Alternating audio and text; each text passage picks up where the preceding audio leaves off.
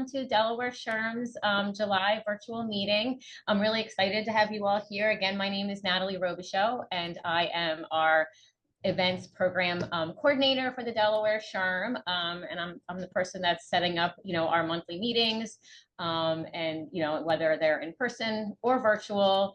So I'm really happy to see you all here. I just have a few quick slides with some upcoming announcements and some reminders about Delaware SHRM. So again, just a reminder that we, our mission is to be the premier professional human resources association in Delaware, and provide for all of our members development, networking, advocacy, and shared best practices. We provide, as well, as I said before, education. So our monthly programs, our annual conference, and those are ways for you to earn SHRM or HRCI credits if you do have one of those accreditations. We also have forums so that you can, talk about some of the different things that are going on in HR. And then we also try to think about, like, what are the things that are happening in HR and how can we bring value to you to keep you up to date with whether it's like legal issues or different things that are going on, in Delaware or throughout the country. Here are some of our upcoming events. So we have 2 virtual events coming up in August. One is on the Delaware Paid Family Leave. So that again will be a virtual. It's going to be at lunchtime. So a little bit of lunch and learn there. The following week will be our Delaware Book Club, which is Think Again by Adam Grant. And there's still time to get the book.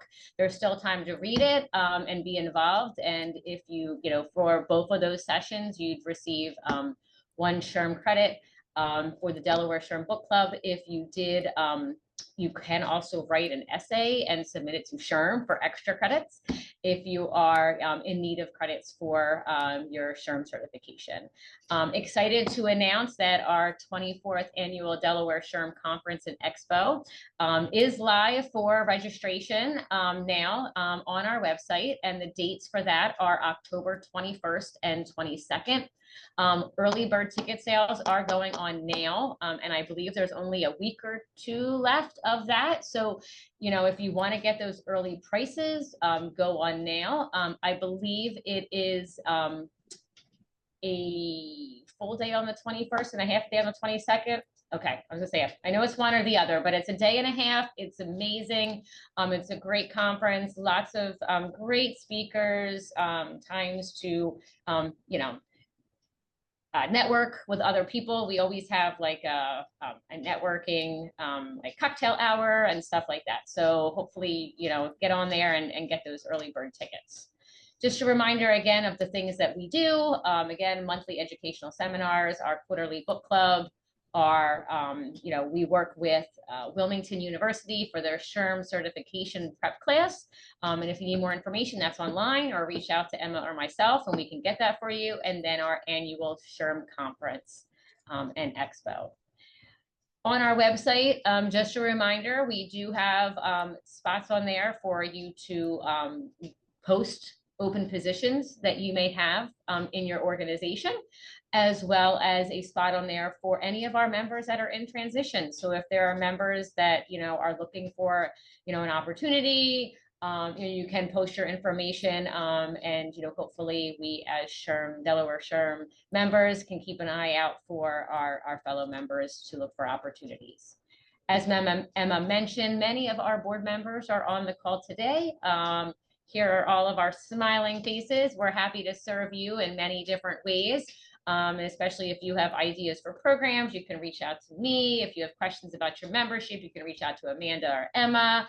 We are doing some things in the workforce development space. We like to share stuff legislatively, DEI. So, just kind of giving you a face to put with some of those names for our board.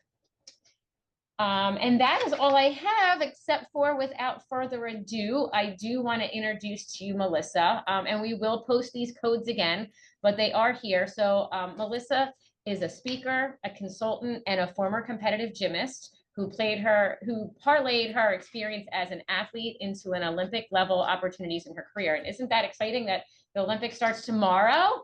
And here we have somebody that, has worked with the Olympics. So her career started with her dream jobs at the Torino and Vancouver Olympic Winter Games, the New Zealand Rugby World Cup, and she customized a position with herself with the U.S. Olympic Committee in Colorado Springs. In 2012, she accidentally began her own business. Isn't that the greatest ways to get your own business going? And learned the power of tailoring a client base. She has worked with clients ranging from small nonprofits to national events, such as the Asian Hall of Fame, and she has inspired hundreds of audiences worldwide. So as we're all mouthwatering with these pictures of donuts, I'd like to welcome Melissa and turn it over. So I'm gonna stop sharing and allow Melissa to share her screen with her presentation. Wonderful. Thank you so much for that, Natalie. I'm just getting my screen shared here. Hopefully that is working there. And thank you also, Emma, for coordinating this. I'm so glad to be here talking with all of you today. I'm going to hang out on this slide for just a moment here, and hopefully Emma can put that link into the chat as well for those who are on live, because that is a companion postcard that you can use. I'll pose a couple questions to you and you can take some notes for yourself there as we go. I also wanted to suggest that you have your cell phone handy so that you can answer a few of our live poll questions that we'll do as we go along. But today we're going to talk about how to take the donut, how to go after what you want.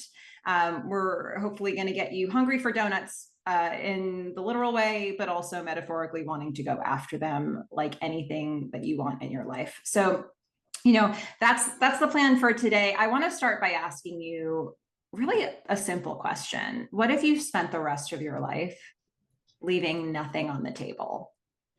What if every single thing you wanted, you took some sort of action to get there? What if you went after it in some way to start building momentum? How would that change the next year, 3 years, 5 years? How would that change your life if every time there was something you really wanted to do or something that you wanted to have in your world, you took an action to start moving towards it?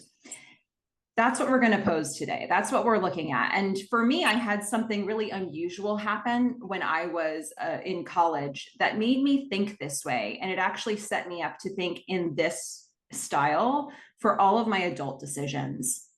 So I know it's had an impact for me to think in this way, and I'm hoping it will for you as well, if it's not already something that you tend to think of when you're making decisions in your world. I'm going to say take the donut a lot today. So let me tell you the origin story. Where does this all come from? Why is take the donut the phrase that I use for myself all the time? Well, it all started back in college. So I'm going to rewind in time a little bit here, and I'm going to bring you to Brown University, which is where I went to college. This is where I did my undergrad. So that campus looks a lot like you would think it would look. It has, the brick and ivy buildings. It has the gorgeous green quads. It has the kids playing Frisbee. It has all of that.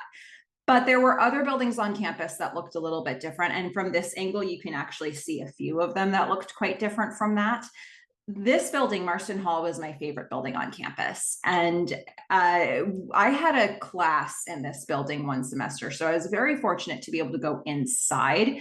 But even from the outside, you can see, it's got that American Renaissance architecture look. It's got that white facade, the big archway, those beautiful pillars. When you walk into that first doorway, the first room you encounter is this sort of foyer, this main entryway.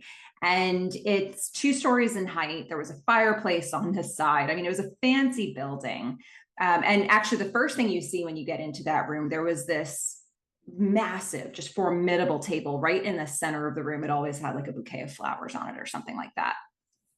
So I would walk through this room and I would go to my classroom, which was more like a small study. It had all these bookshelves lining the walls, all these old colorful books. And then there was a table in the room, and we would talk Russian art and architecture there, because that's the class that I had in this building.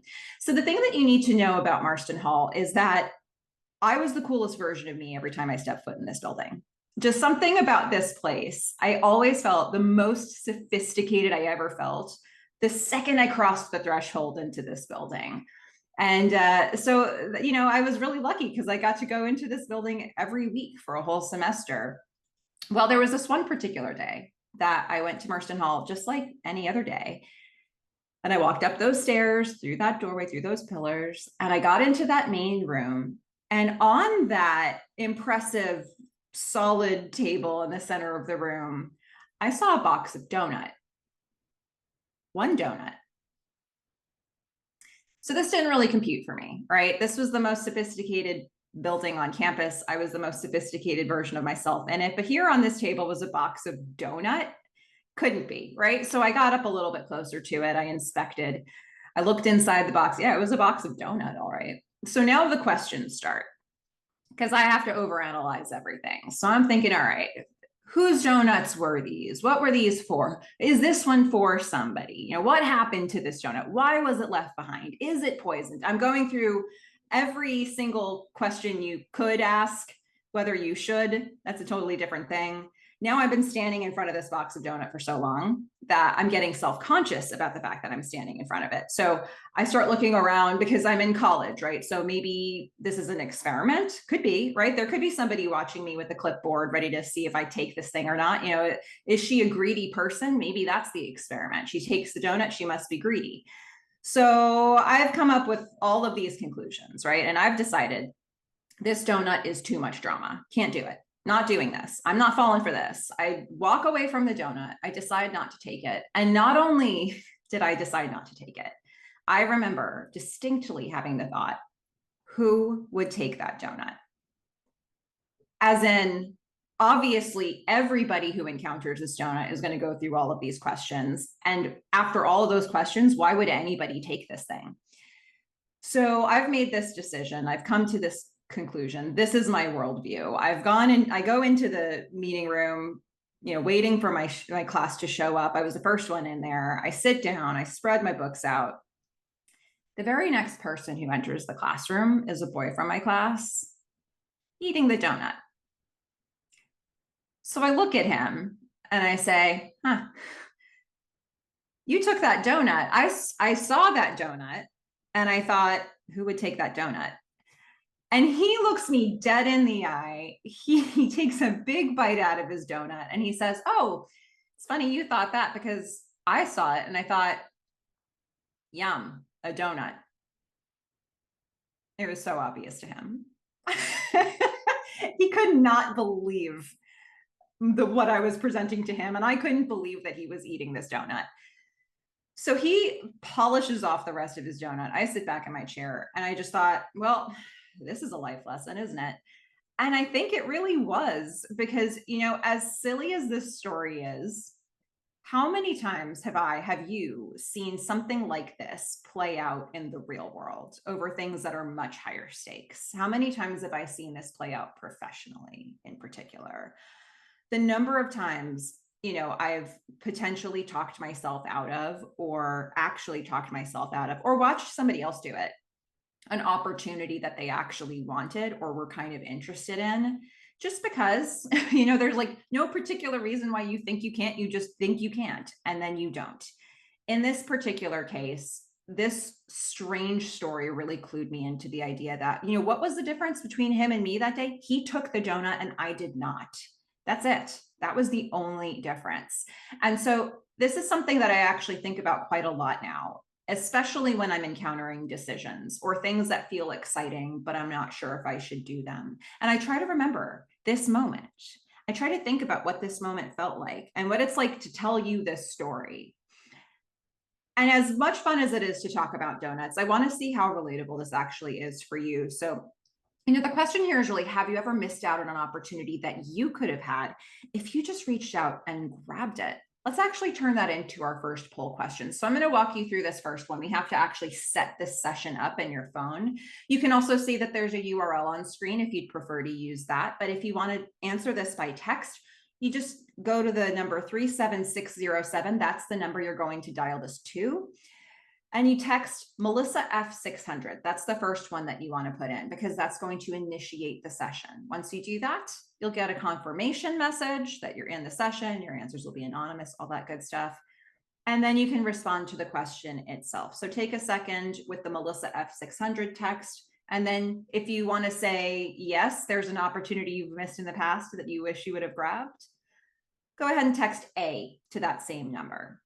If you want to say no, this has never happened for you in any form, text B to that number. If you can't quite remember, text C to that number. I'll give you an extra second with this one because I know it takes a moment to initiate the session. Once you've done it, you won't have to do it again. You'll just be able to answer the other questions.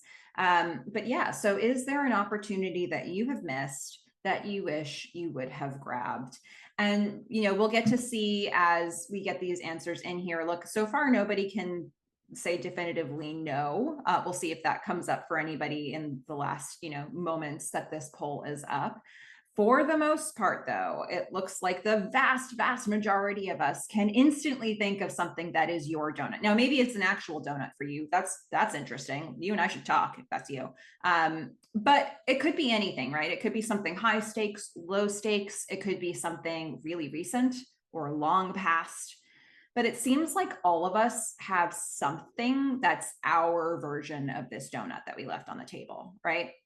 So the question is, what do you do with that? Okay, great. We have this experience in common. As unfortunate as that may be, we've had something in the past that we've left behind, that we've missed. What do you do with it? So let's talk about that. I like to think about this as, how do you reframe it? I could be thinking about that donut and saying to myself, oh, that was the donut that got away. What could have been, right? I could be ruining the day I left that donut behind, but what does that do for me? You know, what do I do with that? It doesn't move you forward. It keeps you back in the past. So what I've done instead is I've reframed it. I've turned it into a rallying cry for myself. I say, take the donut. Because I would rather use it as inspiration that next time I see an opportunity in front of me, I'd rather say, I don't want this to be another one of those things. I won't want this to be another donut I left on the table. I would rather just try and see what happens. And so I'll actively think that. I'll say it to myself even to give myself that moment of courage to take the first action. Sometimes it just takes that first action to start creating momentum for yourself. I would encourage you to do the same thing.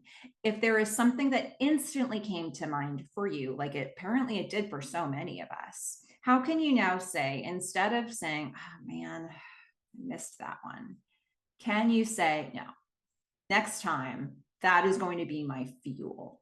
That's going to be my reason why I go after the next opportunity.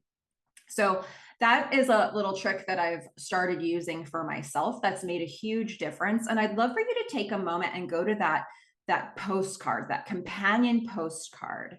And hopefully Emma had put the link for that in the chat, but if she hasn't, let's do that now.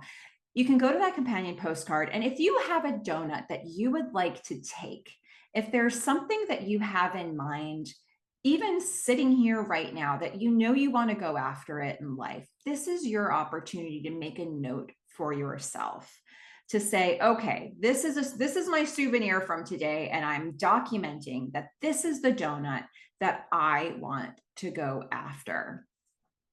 Start there.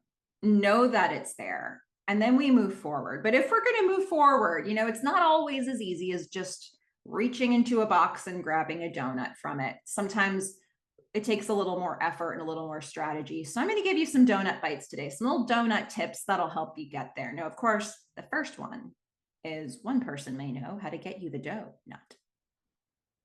I mean, if you're looking for weird donut expressions you've never heard before, you have come to the right place. You found it. You are in the right room. One person may know how to get you the donut. So sometimes it takes help. Sometimes we need somebody else's support. It could be that we need them to give us an opportunity, or maybe just an introduction, or maybe a listening ear, or a piece of advice. There are all different kinds of ways that other people are part of the process to get us to the place we want to go. But it often takes support from other people to get there. So let me tell you about the next donut that I did take after the one that I left on the table. Now, I was still in college. I was in my junior year. The building that you're looking at here is the Pizzatola Sports Center. This is where I did gymnastics. So I was a gymnast from the age of 4 to 22. So when you're a female gymnast in college, you're pretty much about to retire soon. There's not really a place to do gymnastics after college for most women gymnasts. It's just not a thing that people continue to do. So pretty much everybody at this age is about to retire from their gymnastics career. which is so strange. This was a huge part of my identity. I introduced myself as a gymnast for the entire beginning of my life. And I knew that was about to end completely. I'm just curious, have you ever had the experience of having a chapter of your life that felt like it was entangled completely in your identity come to a close? If you've had that, even if it's just an answer of yes or no, feel free to pop into the chat and let me know if this is something you've experienced. I mean, it could be a relationship, it could be a job, it could be a hobby. But is that something that you've ever experienced of, okay, this chapter has come to a close and with it me? What does that mean? What do you do with this information where you have to completely re-identify who you are without this thing in the context of it? So for me, this was happening. I was a junior, so I knew I had about a year to figure out who I was after gymnastics. Now, there was another thing that was happening around this time, which was happening for just about everybody at this age, or at least that I went to college with, which was trying to answer the question, what am I going to do for the rest of my life? It's such a big question. And now I think it's almost ridiculous how big it is. It's unfair that we were asking ourselves that, because I now know, hopefully in life you live long enough, you get a bunch of different seasons, a bunch of different chapters, different things happen for you over time. But then it seems like we needed to know, what am I going to do for the rest of my life? And it was this big block of an answer that needed to be come to. I didn't have that answer yet. There was a third thing that was happening for me at this time. And that was that in addition to academics and athletics, I was also doing work study jobs every semester. And the way those worked, you get a list of possible work study jobs each semester and you picked one. And they were almost always in some aspect of food service. So I was doing jobs in catering prep and in coffee shops. Those are the types of jobs I was doing. And they were fun and I was meeting great people. But for me, they didn't feel like the answer to the question, what am I going to do for the rest of my life? So I was considering all of these elements and I was really thinking, what do you do with all of this? So I thought, you know what? I need to do some thinking about this. I'm going to go to the gym. So let me take you into that world. On the left, you're looking at most of the gymnastics gym. There's a couple pieces of equipment on the sides that didn't make it into the frame, but this was my world. I spent so much time here. This was home away from home for me. And I threw in a picture of me doing a front aerial on beam in my heyday, because this was the world. This was it. This was where I felt most comfortable. I sat on a beam on this day and I just started thinking about all these questions. And just by being in that room, I flashed back to a moment that I had earlier that semester. So a man had walked into our gym and we stopped practice. We huddled around him and he introduced himself. He said, "Hi, I'm Mike from sports marketing and I'm your team mentor." Okay. So here's what I think happened. Somebody in sports administration said, every team should have a mentor. And then every team is assigned a mentor. And that is all anybody knew about the program. So Mike came in and introduced himself and we all just blinked at each other. And we didn't know what to do from there. He told us where his office was and he left. And that was the last, pretty much all of my teammates saw of him, except for me. Because on this day, I remembered that this had happened. And I thought, well, if he's my mentor, why don't I go talk to him? So I went down the hall. I found his office. He was in it. I knocked on his door. I said, "Hi, Mike, I'm Melissa from gymnastics. I think you're my mentor." And he's like, "Oh, wow. Yes, I'm your mentor. Sit down, come in. Let's talk. Let me mentor you." So I unloaded all the questions that I was just sharing with you to him. But something about being in front of him, when I got to the part about the work study jobs, I looked at him and I said, "Mike, do you know if there are any work study jobs anywhere in the sport department?" He said, "You know what? I don't know, but let me check into that for you." And he did. Right after I left his office, he got on the phone with the work study department. And he figured out that he could create a position for me in sports marketing for the next year. So the next call I got from Mike, he said, "You know what, Melissa? You could actually work with me if you wanted to. How does that sound for your whole senior year?" I said, "Take the donut. Yeah, let's do that." What would that look like? Tell me, Mike, what would that look like?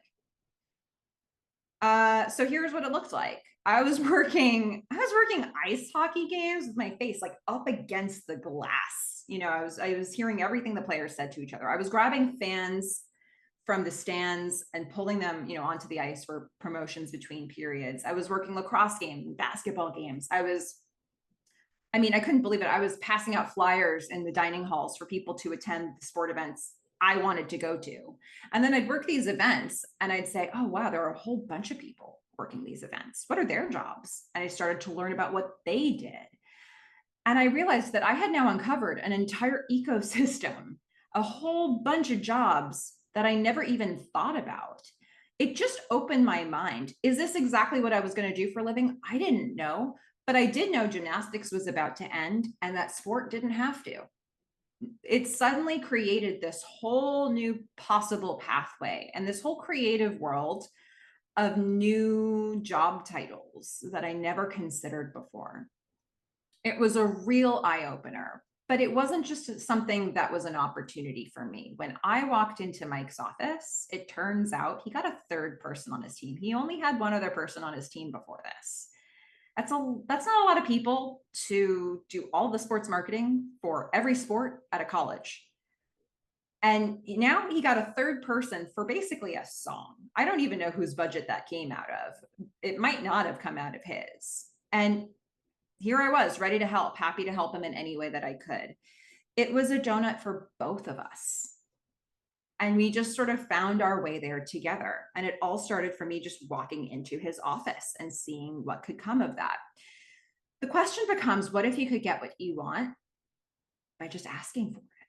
What if, right? I know I'm making this sound easy. I know I'm making it sound like it's so simple to walk into Mike's office and to say this thing and to put it into words. I don't know if it feels that way. So I want to pause here for a second and find out how it feels for you. I want to ask you a couple questions here. The first question is, how do you feel when you ask somebody for help? Let's do a one-word answer to this, and let's text your whatever word comes to mind for you to that same number that you were texting before. How do you feel when you ask somebody for help? That moment before you're going to send that email, or before you're going to pick up the phone and call that person, or you see them in the room and you're thinking about talking to them, or you're having a conversation with them and you're thinking, how do I start this conversation that I know I really want to have? What does that moment feel like for you? How do you feel when you ask somebody for help? So of course, this is a word cloud. This is the really fun part for all of us. We get to watch as it all changes on screen. The bigger the word, the more the responses, the more of that response came in. And this is, folks, this is bleak. Anxious, hesitant, those are the biggest words so far. We've got vulnerable and vulnerability. We've got burdened, terrified. We've got powerful and hopeful. Whoever put those in there, this is your superpower. Go after, go talk to people. Like, as you can see, you are, this is something that not everybody feels. So if you feel good about this, awesome. Harness that. If you're somebody who wrote fearful, scared, hesitant, anxious, nervous, words like this, know that you are not alone. You have friends in this group. And I'm here to tell you, you have friends in a lot of groups. It is not as easy as I just made it out to be to approach Mike. But if you want support, if you want somebody to be walking with you on your journey in some way, how do you break through this part? How do you get to the other side of this so that you can start those conversations? Because we know that this is the thing that's stopping us, so many of us, right? How do you get to the other side? Because this is where you do nothing. This is, if you stay here, you've done nothing to help yourself and potentially nothing to help them, right? So how do we move through this? I'm going to switch to the next slide. So if you haven't put your answer in, I'd say pencils down for the moment, phones down for a second, because the next one's going to be a word cloud as well. Here's my second question. How do you feel when you help somebody else? So if you're the Mike, maybe you can give somebody an opportunity. Maybe it's that you can give them advice, maybe an introduction. Maybe it's just, providing a bouncing board or a listening ear for them. It doesn't always have to be giving somebody the opportunity, but if somebody comes to you and they're looking for some kind of support and you're actually able to provide that support, what does that feel like for you on the receiving end of it? So let's see what words come up for us here. But already when I look at the words that are coming in, this is feeling pretty different, isn't it? Fulfilled is the biggest word. Honored is now competing with that one. Supportive, great, joyful, useful, happy. Those are the words we're getting so far. This feels completely different. It's a totally different vibe than the last one. So let me ask you this. What is the disconnect?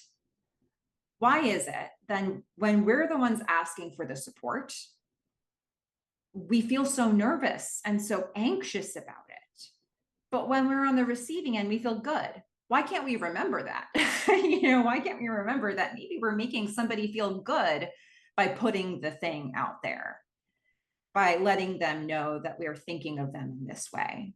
What if next time we did remember this? In that moment where you're thinking, I wonder what they're going to say. They could say no. This is going to be weird. What if instead you thought, they might feel really good that I'm asking them this at least? What if we just flipped this around just for a moment? As you put your thoughts in here, I'm going to encourage you to go back to that postcard. And if you can think of somebody who can help you take the donut that you want to take, make a note of them there. It might be more than one person. It might be a community. You might know them by name, or you might just have a job title. If you can think of anybody, put their name there, document that for yourself. I'm going to challenge you to approach them before the month is out in some way, even if it's just initiating conversation to get back on their radar. If it's somebody in this group, I hope you feel extra encouraged, because look how we feel when we help each other. If this is the sample size that you want to tap into, that's really good news for you. But I'm willing to bet that a lot of you, if you reach out to somebody before this month is out, you may find that you are creating this feeling in them. So, you might be thinking to yourself, Melissa, your story about Mike is lovely, but you can't replicate that. How do I know I can replicate that for me? I'm here to tell you that I have replicated that with basically the entire beginning of my career. I worked the Torino 2006 Olympic Winter Games. I must have emailed 50 people in Italy to start getting the momentum going to get a job there. Vancouver 2010 Olympic Winter Games, I was told that they wouldn't be able to hire an American for that role, that they needed a Canadian to fill the role that I applied for. I'm sure you understand local hires and the need for that. But they did. They hired me. US Olympic Committee, I got a job created for me in international relations. And about a third of the people who worked for the US Olympic Committee at that time were part of my process. It took a village. Those people helped. They helped in any way they could. Rugby World Cup 2011 in New Zealand, I was the first person from outside of Australia or New Zealand that they hired to work for that organizing committee, which means I pioneered their immigration process. Don't ever do that. That was not fun, but working for the organizing committee was great. And I have this experience now of working in that country that I'll never forget, right? Rio 2016, that was the first summer games I ever got a chance to do, and people helped me get there as well. I was on the floor when Simone Biles won her all-around gold. And side note, extra donut bite. When you dream specifically, because when I was little and I said, I want to go to the Olympics one day, that is not what I meant. I didn't mean working it, but there I was working the Olympic Games and thinking, okay, my dream did come true. Touche. So dream specifically, if there's something you really want, be specific. But, here it is. There's a whole life of proof that if you start conversations, and I didn't necessarily always know exactly where they would lead, but the conversations started to gain momentum and things came of that I was ultimately happy with. So I know that this type of thing can be done. Now, here's the thing. There are a lot of donuts out there. Do we take all of them? Let me get to this little donut bite. No to one flavor leaves more room to savor. I'm sure if you've heard that one once, you've heard it 1,000 times, right? No to one flavor leaves more room to savor. So let me tell you about a donut that I didn't quite take. And I ended up being really happy about it because I took a different one.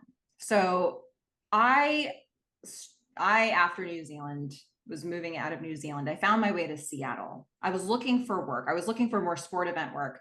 But at the time, it was, again, where the events were, they were looking for local hires. And at that time, it was hard to get hired as an American. So I started looking for work in Seattle too. That's where I was.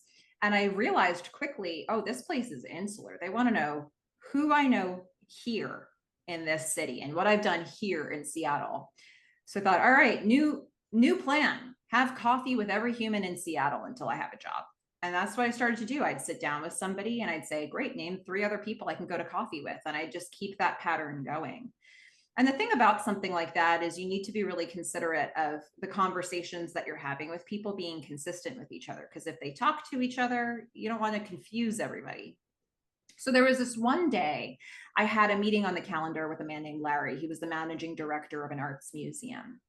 And I thought, let me just check their website to see if they have any open positions. And they actually did. There was an entry-level marketing position listed, but it was basically an internship.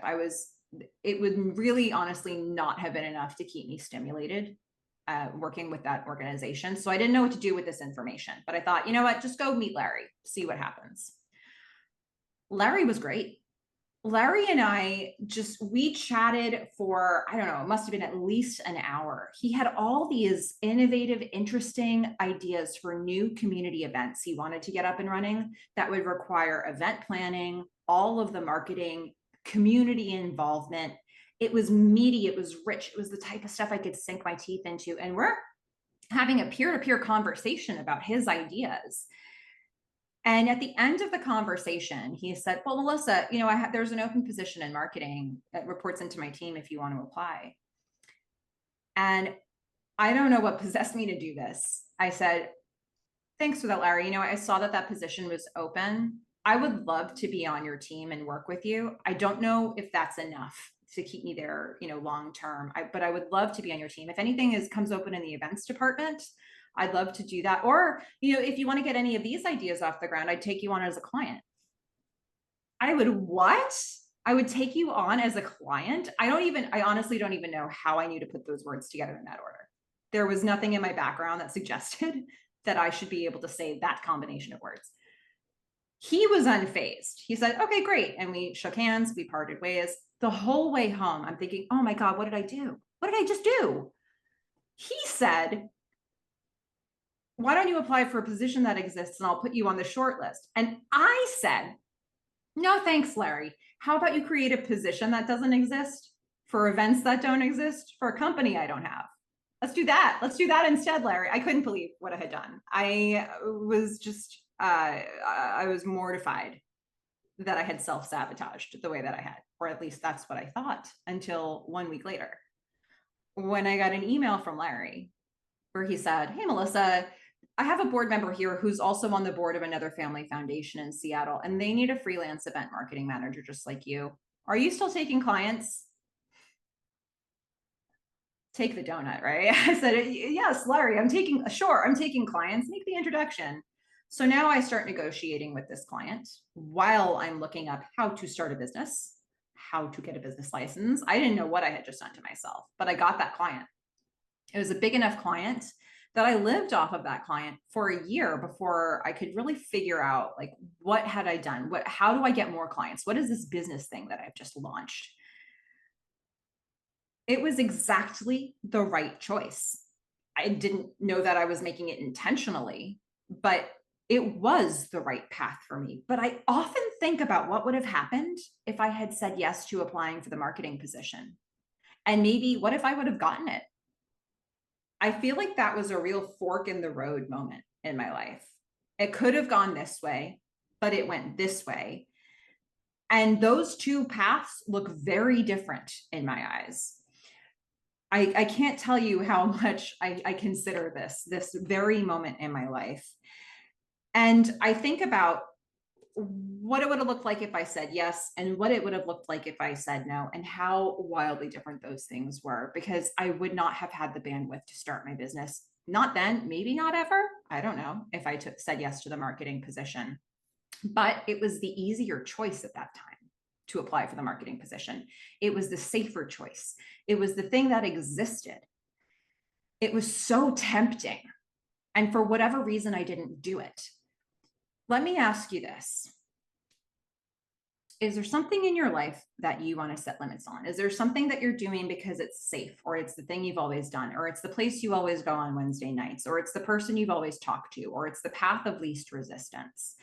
Maybe it's not taking you towards the donut that you want, but is there something that this is, it's, you know, that it's taking a certain amount of your time or your energy or your money or your bandwidth that you're spending on this particular thing?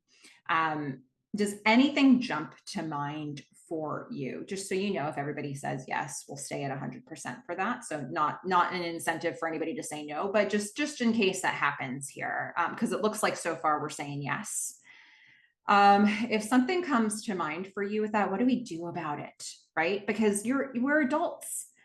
Sometimes you need the money coming in. You don't want to make the waves. Like, you can't always just throw something to the side just because it doesn't feel like it's moving you towards the donut you want to take. But can you set a boundary around it? Can you set a limit on it? Can you decide exactly how much time you're going to spend on it, or how much energy, or how much money? And can you reinvest whatever's left over into the donut you want to take? In this particular story, in this particular case, I didn't have anything else going on. It was a very all or nothing moment for me, but it doesn't always have to be that way. It could be that you just decide something you're going to set a harder limit around, and you reinvest that time into the donut that you know you want to take. If we know that we have things we want to set limits on, this is something you can start making decisions about now. Really put some rule sets around what your participation is going to be with this thing, so that you have that extra energy to put towards the donut that you've put on your postcard, the one that you know you want to take. Now, of course, all of that is to say, sometimes saying the right no can lead you to the right yes. Just because a donut's in front of you doesn't mean it's the right donut for you. But if your instinct tells you that it is, we want to go after those. Now, here's the last part, and here's where it gets really tricky. Let's go to the last donut bite of frying the imposter. Who here has heard of imposter syndrome? You know, if we're looking for a working definition of this, you know, a lot of us deal with having that inner voice, that inner critic, that inner voice of doubt that tells us why we can't do the thing that we think we're supposed to or want to do. You shouldn't do that. You can't do that. You can't do this because you're too blank. You don't deserve this. Our inner critics are so mean. And the thing is, they're us. You know, they're our voice, which is the scariest part about it. It seems like I've been getting a lot of head nods here. So let me tell you a little story about a donut that I took that led me to be here talking with you. So when I was in Seattle, having coffee with every single human in Seattle, one of the things that came from that, you're not going to believe this, I ended up on the board of a nonprofit that helps low-income entrepreneurs to start and grow their businesses. I kid you not. I don't know how all of this came together for me at the same time, but this is the board that I ended up on, and I wasn't even looking to be on a board. So something about the way this organization worked, the organization was called Ventures, and the way Ventures worked, they would have a business basics class. All of the entrepreneurs in their program would have to go through it. And then after that, they had access to advanced services, microloans. One of the classes that they could go to was an advanced marketing class, and that was my wheelhouse. It was one of my wheelhouses, was events and marketing. And my business had become about marketing and event consulting. And so the coach of this advanced marketing class approached me one day and he said, Melissa, would you consider co-teaching one of the 8 advanced marketing classes with me? It was just one session, but come in and co-teach with me. And my first instinct, I said, James, thank you for that. I'm so flattered. I don't know what would qualify me to be at the front of a room to deliver this material. He said, pause, hold on a second. What are you saying? He said, this is your business. This is your area of expertise. You actually work with clients one-on-one on this, or one in small groups. Why not 30 people in a room? And you're a board member. You already have clout there. Just please sleep on that. Sleep on it and come back to me. I said, okay, all right. So I did. And I thought, yeah, this is probably one of those take the donut moments, isn't it? I think the only reason I'm saying no to this is because I'm scared. Okay, All right, fair enough, touche. So I went back to James. I said, James, yes, can we meet this with preparation? Can we have a conversation about what this looks like? And then I can get ready. He said, sure. So we talked about the plan. And then I went back and I created my slides. I decided what I wanted to talk about. I practiced it for time. And then on the day of, we had 2 hours. The first hour, we co-taught. The second hour, we went around to all the different entrepreneurs and we started working with them on how to apply the material. At the end of 2 hours, James said, okay, it's time to go home. And I started packing up my things and I watched as a line of people formed to talk with me. People who wanted to say thank you, people who had more questions, people who wanted to tell me the thing they had learned that day that was going to change their business. It was amazing. I thought to myself, freeze this moment in your brain. This is the snapshot. This is the proof that whatever that voice in my head was trying to say to me that made me want to say no, this is why I shouldn't have. This is why I was glad that I had said yes to this moment, because these were people who were saying our lives are better in some way for you having said yes to this opportunity. And I think about this moment a lot too. I also really enjoyed speaking, and it now is my business.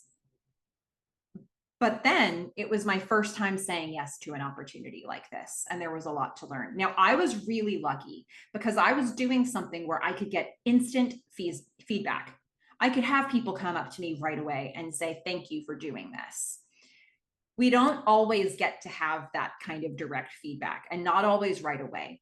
Sometimes we do, and that's great. Sometimes the feedback comes way later. Have you ever had a situation where somebody dropped into your emails or contacted you and said, you know, I was just thinking, like, I don't know if you remember this, but years ago you did this thing and I was watching it and here's what happened for me as a result. Sometimes we have that happen, even way later. And that's great. But sometimes you do a thing and you don't even realize who was watching, who became inspired because of what you did, who had an opportunity created for them because of what you did.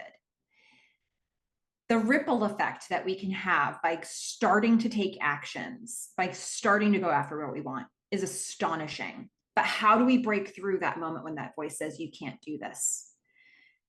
There's a little technique that I want to share with you. It's the I am, I can, I will figure out technique. So here's the thing.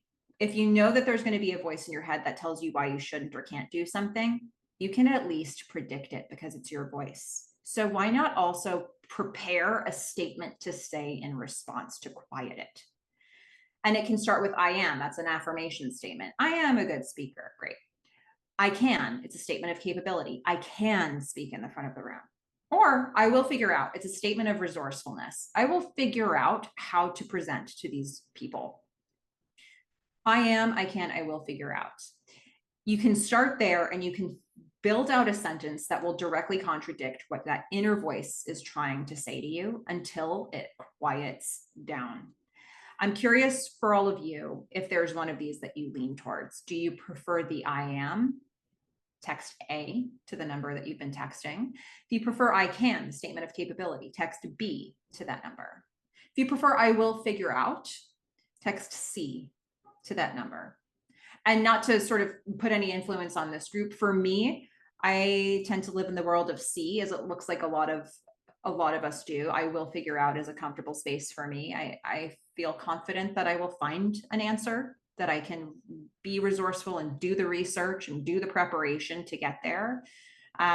So for me, that's a fun one, but it looks like we do have a little bit of everything here in our responses, and that's great. My challenge to you would be, whichever one of these you gravitate towards, go back to that postcard and complete your sentence. Maybe you have more than one sentence. This is your way to fight that inner critic, that self-doubt, that inner voice that's saying, nope, sorry, this is not a thing we're going to do. This is your way to combat that so that you can move forward from there. Because at the end of the day, your inner voice has absolutely no idea what your potential is. It only knows where you are and what you're doing right now. But that has no indication of the growth that's possible. Don't talk yourself out of your own donut, please. Your inner critic is a clown. right? It has no idea what you are capable of. It only knows what you can do at this very moment. I want to just quickly mention, I've been telling you all of these past stories, and let me tell you how I've been challenging myself recently. So every week I release a Take the Donut interview. I have a standard list of questions about going after opportunity, and I pose them to different people each week. In the beginning, when I started doing these, I interviewed the people that I knew, which was great. I was learning wonderful things about people that I knew. But over the holidays, I thought, you know what? I need to start doing what I tell everybody else to do. I made a list of 50 people that I thought would say no if I asked them. I reached, and on January 2nd, I emailed all of them. And at this point, I have probably talked to about a third of the people. And the list has continued to grow since that first 50. I have been amazed at how many people have said yes. And how many people wanted to support me in the process and promote it. And the person on the top there, she also went to Brown. She had just come off of the show Big Brother. She's a very popular house guest. I didn't even think she was going to be able to, I didn't think I'd be able to even find her email. I did. She emailed me back within a day. We did the interview within a week. She shared it out. It's still my best performing video. It's a landslide. And she was so good. And I thought for sure she'd say no. I shouldn't be making these decisions for other people, apparently. I have bad instincts when I think about who's going to say no to me, right? So why not just ask? This is how I'm challenging myself to stretch. I'm doing it currently, and I know you can do it currently for yourself as well, because what if you spent the rest of your life leaving nothing on the table? What would that look like if you started making decisions from this place every day? In case you want to start moving in this direction, I wanted to give you a few more tools to help you get there.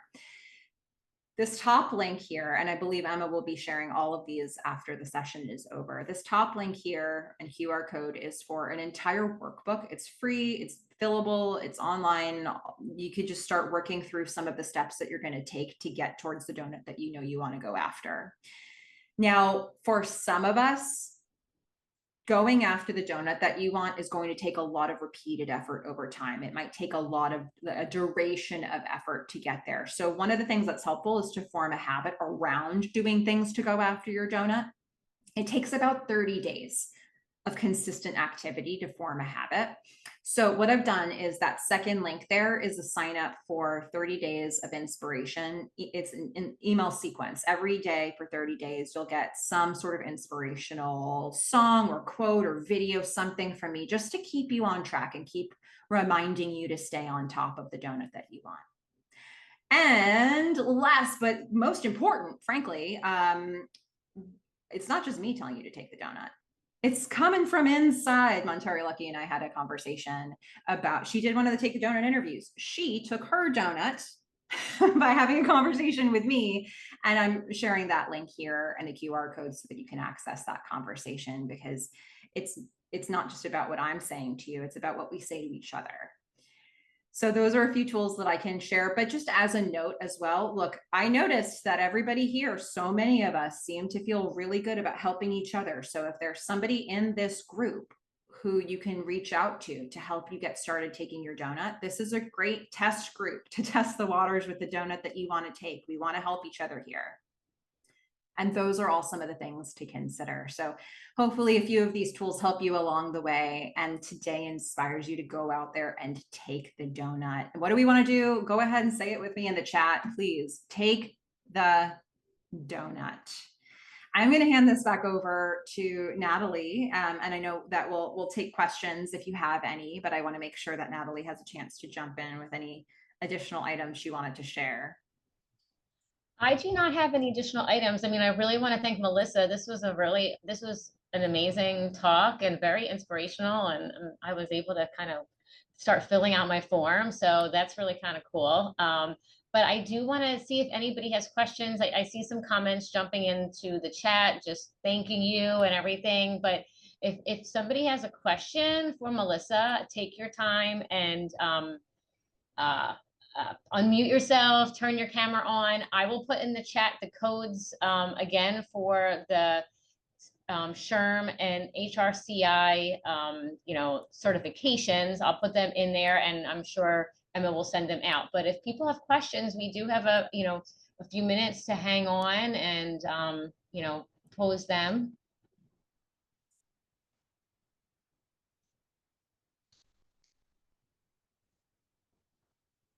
Anyone?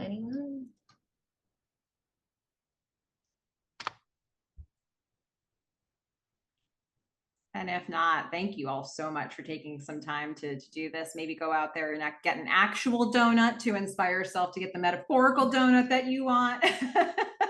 I put plenty of them on the screen to keep us all salivating and feeling inspired. Yeah, that one with the sugar on it actually looks really good. Mm-hmm. So I just want to say thank you to Kim, our president, for extending the opportunity and the invitation for me to be able to speak with Melissa, and for Melissa being so kind and gracious with her time, because there were, I had some scheduling conflicts. And so it was a great opportunity. But when you hear everything that's being put into it, it makes me sink more into some of the things that I said. And I would hope that, this community, you look at it, but you share it out, because what I felt in retrospect is that it was an opportunity to share hope, and then to operate in hope, and then motivate to do something to further yourself. And so that is what really Melissa has allowed to shine through, and this in a very inspirational way. And so just very thankful for the opportunity, and even hearing it again now. So thank you so much, Melissa. Thank you. Yeah, Monterey, thank you so much for speaking with Melissa. I enjoyed listening to it prior to this, so definitely recommend, if you haven't had a chance to listen to that interview and that conversation, to do that. And we're lucky to have so many great people, not only Monterey, but people on the board, people that have been on the board in the past, people that have been involved with National SHRM, all these different resources that really want to. I like the way, Melissa, you put it, like asking how we feel, because thinking about having some of those conversations to ask for that donut or for different opportunities is tough. But when somebody comes to us and asks us for opportunities, we want to help. So we need to really keep that into perspective. So it was great to think about it that way. So, but again, everybody, thank you for your time. It doesn't seem like we have any questions. So I'm going to turn it over to Emma to, if there's anything we need to do from a logistical standpoint. And if not, we're going to let you all go back for the rest of your afternoon. I hope it's enjoyable. Yeah, I'll just say goodbye. Thank you everyone for jumping on. Thank Have a you. good one. Bye, everyone. Bye.